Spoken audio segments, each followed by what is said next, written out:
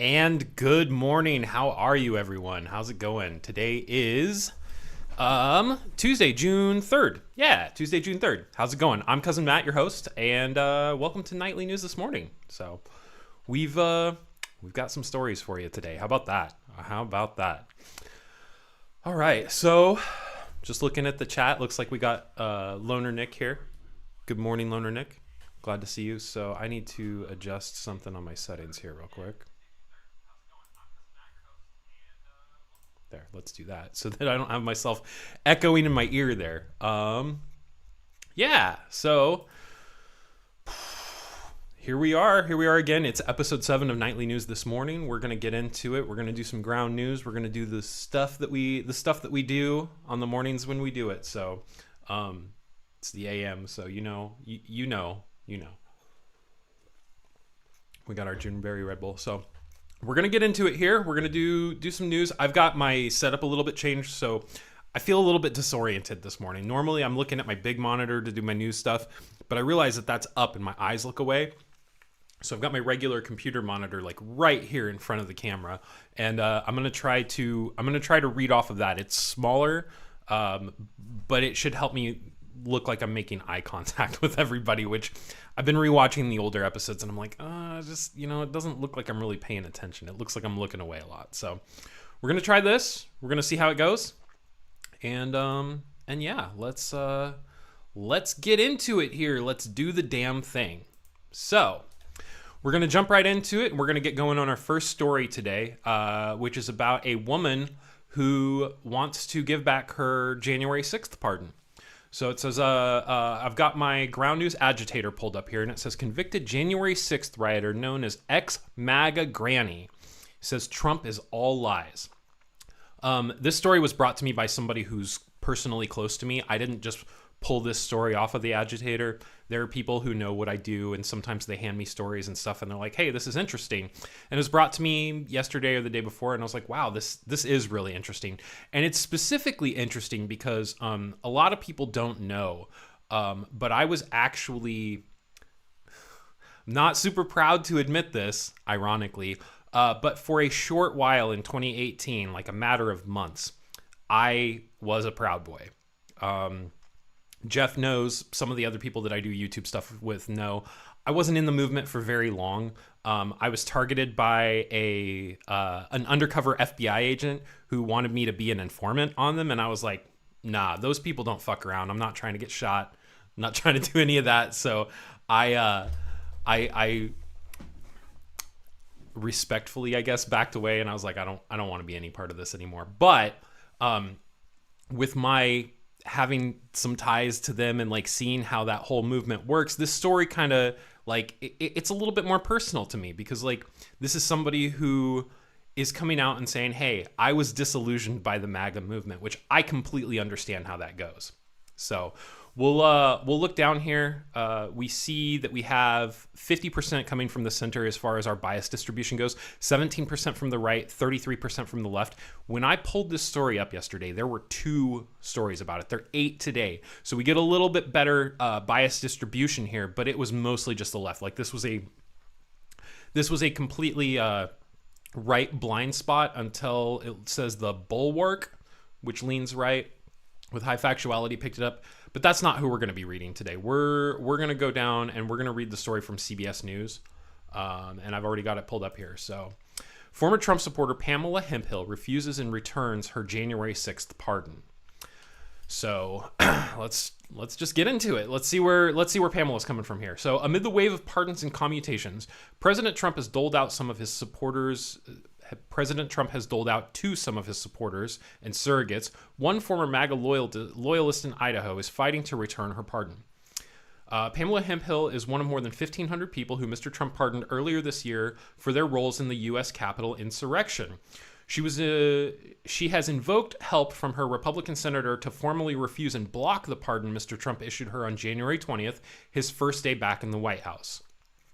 Though Hemphill was a defendant in the largest criminal prosecution in American history, she's seemingly standing alone now as the only January 6th defendant to refuse the clemency Mr. Trump offered. Speaking with CBS News from her home in Idaho, Hemphill said, "The pardons just contribute to their narrative, which is all lies, propaganda. We were guilty, period. So looks like you've got somebody who's trying to take accountability for their actions as opposed to being like, presidential pardon, so I'm good. We all know that they're gaslighting us. They're using January 6th to continue Trump's narrative that the Justice Department was weaponized, she said. They were not. When the FBI came to my home, oh my God, they were very professional. They treated me very good. Hemphill pleaded guilty to a misdemeanor charge for her role in the crowd on January 6th, 2021. Prosecutors argued Hemphill was in the front of the crowd that confronted the U.S. Capitol Police and other law enforcement officers, attempting to keep the rioters behind metal bike rack barriers. They alleged Hemphill galvanized others to descend on Washington for certification of the electoral vote after the 2020 election, according to the court filings. Sorry, I gotta scroll down here. On December 28th, 2020, Hemphill posted encouragement to go to Washington, D.C. for January 6th, saying, it's a war. On January 1st, 2021, she posted a message saying, on my way to Washington, D.C., January 6th, the prosecution said. And then you can see a picture of her holding a fairly large-looking gun. So Hemphill also pleaded guilty in January 2022 to a count of unlawful parading and was sentenced later that year to a term that included 3 years of probation. Her case mirrors many other misdemeanor cases from the U.S. Capitol siege in which members of the crowd were not accused of making physical contact with the police or damaging any property. The prosecutors emphasized how each member of the mob contributed to the breakdown of police lines, the injuries, and the damage to American democracy. Sure. Hemphill told the CBS News the pardons for her fellow members of the crowd were inappropriate and damaging America's views of the federal government. How could you sleep at night taking a pardon when you know you were guilty? You know that everybody there was guilty. I couldn't live with myself. I have to be right with me and with God, Hemphill said. This is someone taking personal accountability, and I think that this is amazing. Former pardon attorney Liz Oyer, who was fired by the Trump administration in March after a disagreement over a case, told CBS News that Hemphill's protest is a sharp contrast from the conduct of other Capitol riot defenders who championed their own pardons. Court filings reviewed by CBS showed other January 6 defendants have utilized their pardon certificates to make arguments in court about their cases, restitution payments, or other legal matters. In contrast, Senate records obtained by CBS News show Hemphill sought assistance from Senator James Reich to secure a formal acknowledgement from the Department of Justice that she will not accept her pardon. That is awesome. On April 2nd, correspondence from the Office of the Pardon Attorney to Senator Reich, the Pardon Attorney's Office wrote, Ms. Hemphill's non-acceptance is noted, the letter said in the Justice Department, would not issue Hemphill a formal certificate to chronicle her pardon. So that doesn't mean that the pardon has been refused. That just means that they're not gonna give her the certificate that other people want that's signed by Trump. Like, that's like getting your YouTube play button, but for the Capitol riot, which is kind of weird. In a statement to CBS News, a spokesperson for Reich said the Office of the U.S. Senator Jim Reich regularly assists constituents with matters pertaining to federal agencies or programs. Due to privacy concerns, we cannot disclose the details about individual cases. Hemphill has sparred on social media and podcasts with other January 6 defendants over her arguments about what she says is the whitewashing of the Capitol riot. In one segment on a podcast earlier this spring, Hemphill debated Enrico Tarrio, a former Proud Boys leader who was convicted at trial and received the longest prison sentence of any January 6th defendant. Tarrio's sentence was commuted by Mr. Trump. Now, I will say, just to interject really quickly here, when I was a Proud Boy, Gavin McInnes was in charge of them. I had never even heard of Enrico Tarrio. So, yeah, I was well out of the movement before Gavin even relinquished control. So Trump will probably say, that ungrateful lady, I'm going to make sure she gets back on probation and give her the worst you can give her. I won't be surprised, she said. I mean, hopefully Trump has no say in the matter. I don't know. I don't know how it all works, but I wanted to highlight Pamela's story. I think that that's really awesome. I respect what she's doing. And I've even reached out to her to hopefully maybe sit down and talk with her on the show or something. That'd be pretty cool. So that's the story of Miss Hemphill, who wants to refuse her January 6th pardon. All right.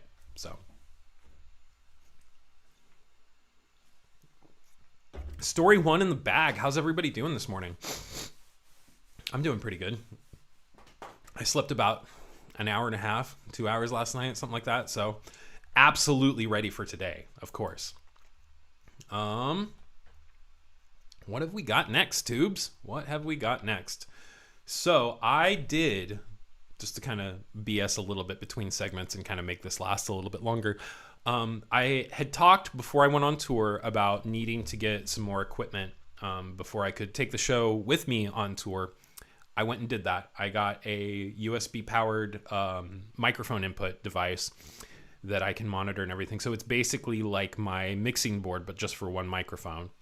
And then everything else I have is pretty modular, pretty mobile. My green screen that you can't see behind me, completely modular, comes down, goes up. This is this is our home office, and so it doubles as our studio as well as my partner's work office. And so the studio has to be modular. It comes up and goes down as she needs the room for work. So I'm excited for that though. Like I've got PCH in July, middle of July. We'll be going from Seattle to Los Angeles, probably Santa Monica Pier, I imagine. Gonna have some fun with that, and maybe do an episode or two of nightly news this morning while I'm on the road. So see how that goes. Oh, excuse me. I will say, the only thing I'm not a huge fan of about this input device that I got is there's no mute. So if I want the microphone muted, like if I need to, like sometimes I burp or like I've got like a hiccup or something like that, I can't just mute the mic and turn away. I've got to either turn the input all the way down or mute it from the software on the computer, which is a little bit of a pain, but you know, you do what you got to do. So, but I think that it's time to maybe get into the next story here. So we'll see how it goes.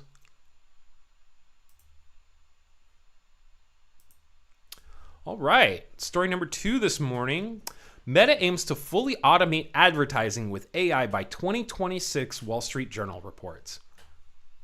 That doesn't sound terrible at all. All right, so we'll look at our ground news agitator before we get into the article by Reuters, I believe. Bias distribution more right-leaning than left-leaning, but you still got 53% center, 32% right, 16% left. Little bit of a blind spot issue. You've got 85% high factuality or above, which is good. And let's get over here into Reuters and see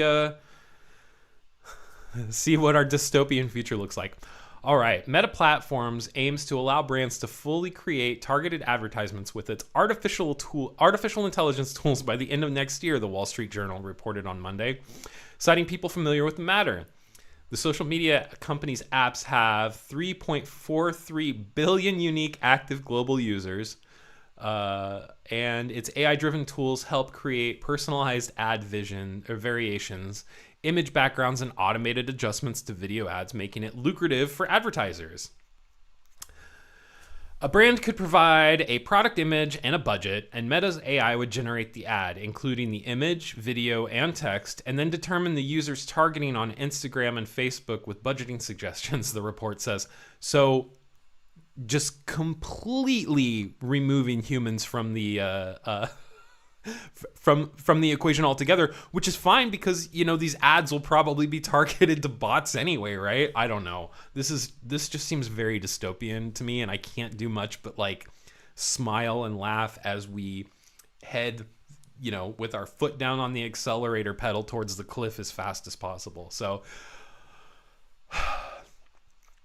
Meta plans to let advertisers personalize ads using AI so that the users see different versions of the same ad in real time based on factors such as geolocation, according to the report. The owner of Facebook and Instagram, whose majority revenue comes from ad sales, referred to CEO Mark Zuckerberg's public remarks about AI-driven ads when contacted by Reuters.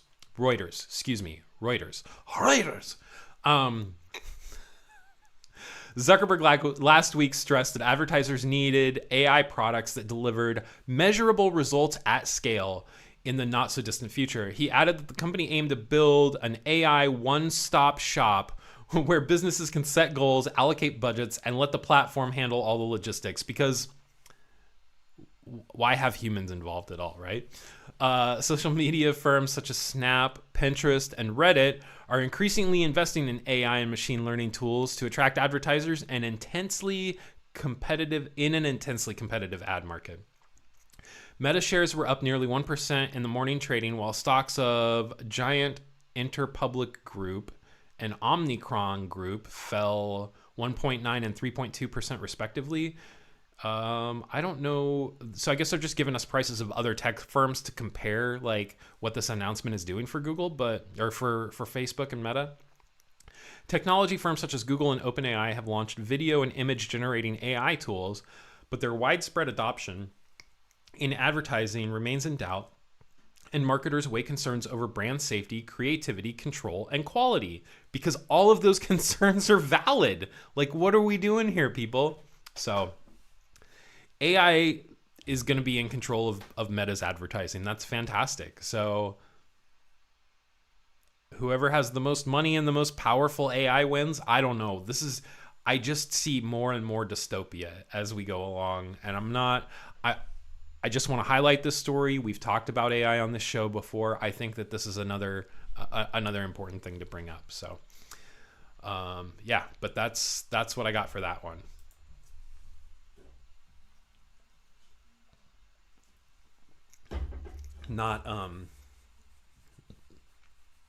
Not the best look for the future, if you know what I'm saying. Anyway, here we go. So I did say good morning to Loner Nick. I'm pretty sure he's the only person in the chat today, but you know what? That's okay, man. You are always here, and I appreciate your consistency, man. I appreciate the fact that before I went on tour, there was one show where you said hi and that you were the only person to say anything. And then the next show, there were a bunch of people in. So maybe Friday's show, maybe we'll get a bunch of viewers on Friday's show. Who knows? I don't know. I'm not that worried about it. Like I said, we break this up into clips and whatnot and make individual videos on it. I'm just here doing my news thing, you know? Doing my news thing, dude. It is what it is, YouTube. All right. Getting into our next story here, we're gonna do this a little bit cleverly because I've heard that YouTube doesn't necessarily like the subject we're about to talk about. But as a responsible gun owner, I feel like this is a story that I should bring to everyone's attention. So, Supreme Court denies challenges to the state laws banning assault-style weapons and high-capacity magazines. I'm going to do this segment. It's going to be two. It's going to be this story as well as, because I feel like the two are related. You've got this one, and then you've also got Kavanaugh signals Supreme Court will soon decide constitutionality of banning ARs.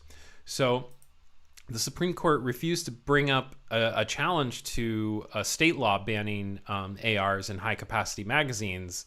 They just said, we're not going to talk about it at all. But Kavanaugh says that they're going to bring it up later. So, got some mixed messaging from the Supreme Court here. Let's look at, in the agitator, the first issue, the Supreme Court with the Rhode Island and Maryland laws. Bias distribution is pretty equal, 54% left, 54% center, 22% left, 24% right. 207 articles. So definitely a lot of reporting on this subject. A lot of people interested in what's going on. On the flip side, this whole Kavanaugh wishy-washy thing has only got 11 articles, mostly right-leaning reporting. You've got 55% center, and then what does it say? 9% left. So we will read this article by the AP. A split Supreme Court on Monday rejected a pair of gun rights cases, though one conservative justice predicted the court would soon consider whether the assault weapons bans are constitutional. The majority did not explain its reasoning in turning down the case over high-capacity magazines and state bans on guns like AR-15s, popular weapons that have also been used in mass shootings. Well, lots of guns have been used in mass shootings. Let's not get it twisted.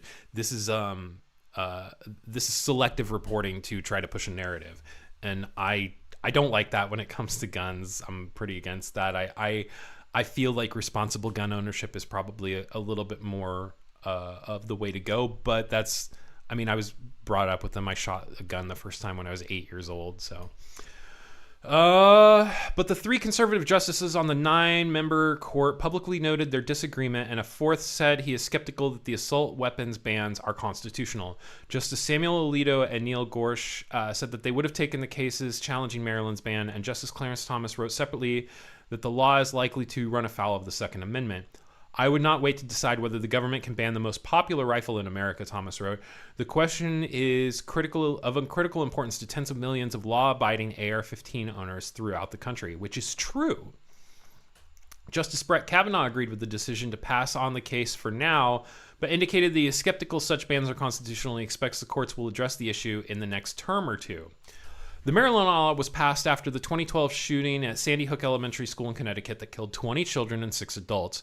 The shooter was armed with an AR-15, one of the firearms that is commonly referred to as an assault weapon. Define terms.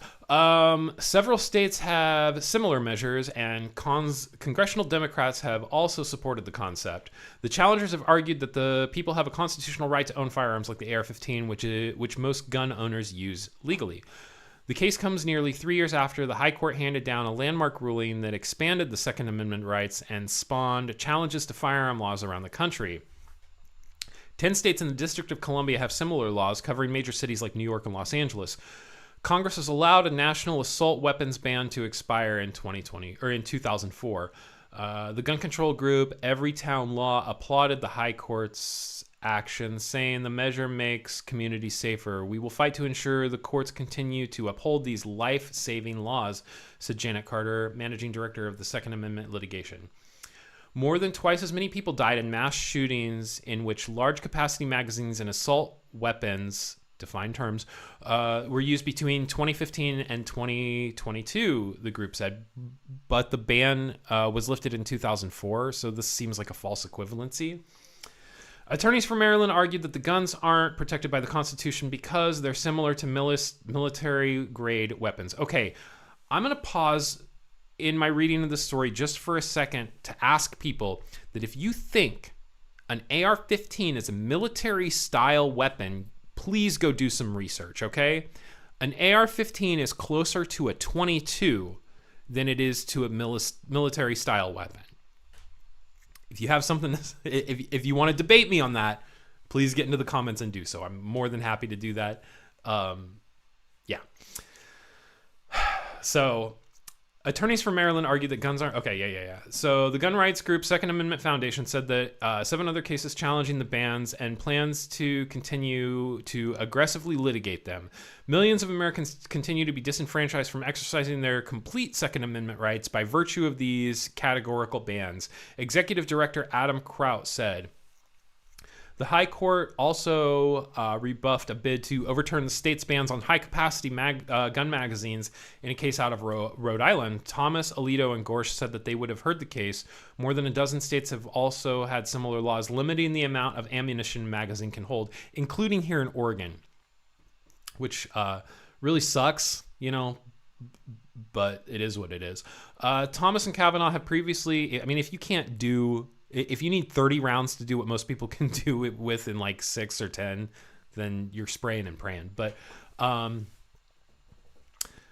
appeals court judge in 2011, Kavanaugh wrote a dissent saying that similar measures in Washington, D.C. was unconstitutional. Thomas, meanwhile, dissented in 2015 when the Supreme Court declined to hear a challenge to a municipal ban on the AR-15 style weapons, writing that the overwhelming majority of people who owned the weapons used them for lawful purposes like self-defense. The High Court in 2022 handed down a ruling that expanded gun rights and told lower court judges they should no longer consider factors like public safety in deciding whether firearm laws are constitutional. Instead, they should focus on whether a law fits into the nation's historic tradition of gun ownership, the court said. That's interesting. Excuse me.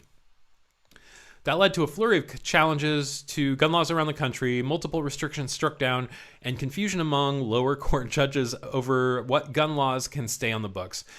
Since then, the Supreme Court has overturned a ban on rapid-fire gun accessories called bump stocks, but upheld a law bringing people under domestic violence restraining orders from having guns and regulations on nearly untraceable ghost guns. So, yeah, smart gun legislation is good. wide-reaching gun registration that doesn't make any sense, maybe not necessarily as good. So that's my hot take. It kind of went over the Kavanaugh. I had another article for the Kavanaugh thing pulled up, but it kind of went over that. So we're gonna leave this one at that and move on.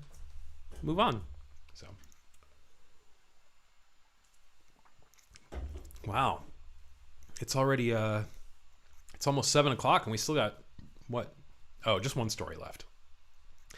Just one story left, and it is a good one. Let me tell you. Make every weapon reload like the Grand, and nobody will complain about limiting ammunition, as everybody will reload, as every reload would be amazing. Yeah. I really don't like what California has, the law with their AR-15s. So first off, in California, they banned magazines for an AR-15, I think more than 5 rounds. I could be wrong about that. But not only that, you have to have an actual tool to remove the magazine. Like, you've got to have a specialty tool to get the magazine out of the gun. So not going to be reloading 15s in California in a quickly manner at all. So, but yeah, my last story. So let me get into it here. Let's get going. This is good. All right. So a story that we did on Friday about a press conference where Elon Musk was leaving Doge. So this is kind of a follow-up to it. I did a little bit more research after the show, and it looked like maybe I'm going to try to navigate this story very carefully because I don't want to make any accusations. Everything here is speculation and like subject to what the actual truth is. All we're doing here is talking and having a conversation, maybe doing a little bit of speculating, but it's all for fun. This is all hypothetical. So Elon Musk was talking about in the press conference how little X, it turns out a 5-year-old can punch pretty hard in the face. Or maybe the guy whose wife you're trying to steal punched you pretty hard in the face. Maybe that's a possibility. Maybe Stephen Miller didn't like the idea of being cucked by the richest man in the world. We don't know. But there is evidence out there to suggest that maybe it wasn't X that punched Elon in the face. So Stephen Miller's, let's get into the ground news agitator here. Stephen Miller's wife leaves the White House to follow Elon Musk. And if you don't know, Stephen Miller is a political commentator who I think he's like the deputy assistant in the White House now. He's got a White House position. I can't remember exactly what it is. Maybe it says here. Yeah, I'm not sure. But let's get into this article from Raw Story. All right. One of President Donald Trump's aides, who is also the wife of top staffer Stephen Miller, is following Elon Musk out of the White House to work full-time for the tech mogul. Katie Miller has been working as a top advisor and spokesperson for the Department of Government Efficiency, but 3 sources familiar with the matter told CNN that she's leaving the government to work for Musk in the private sector. She's been working on as a special government employee ever since Trump returned to the White House, although she was also being paid earlier this year by the Republican consulting firm P2 Public Affairs to advise a range of the company's private clients, including Apple, before stepping away to focus on Doge. And this is, I believe that's her and Miller. But on Friday even, I was reading reports about how they were a throuple. And that seemed to be the rumors that were going around, that like the 3 of them were in a relationship together or something like that. I'm not exactly sure. And then like the 2 of them decided to cut Miller out. Again, this is all rumor, all speculation, but I think it's kind of a fun little follow-up piece. Miller's role as special government employee was set to expire Friday after a statutory limit of 130 days of service, and she's reportedly helping Musk to set up media interviews unrelated to his government work now that he's officially stepped down as the head of Doge. Musk has given interviews this week to a few different outlets where he complained about the White House betrayal and criticized the big, beautiful bill Trump was trying to push through Congress. Miller's exit sparked speculation about her marriage to the president's deputy White House chief of staff and sent the word throuple trending on social media. Yeah. If you think you've made poor life decisions, there is a woman who's not only married to Stephen Miller, she left him for Elon Musk. Said someone popular on Blue Sky. If you thought Stephen Miller hated immigrants before, ooh, inside you. Oh gosh. Okay, so these are all just clips from social media of what people were saying, and they're bad. They're not good. So we don't know what's going on, but the likelihood that it wasn't X that punched Elon in the face is definitely more than zero. So yeah.